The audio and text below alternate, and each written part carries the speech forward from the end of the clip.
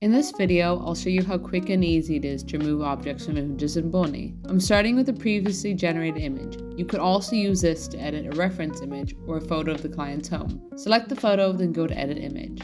The prompt box here could be used to remove larger parts of the image, for example all of the furniture, but the Remove tool is best used to remove specific smaller elements in the image. Here you draw a rectangle around the element you would like to remove from the image, for example, the table. I'll draw a rectangle, then press Delete Object or Clear Selection if I'm not happy with what I've included. Here's the updated image without the table. On the bottom here we can see the original version of the image and any versions we've created. I'll press Save and then return to our board. A very useful way to use this tool is for working with reference images. For example, if you have a photo from your client of a room but they don't like the dining set, just upload the image and use the Remove Objects tool. Place items from the product library, adjust to your liking, and then press AI Render.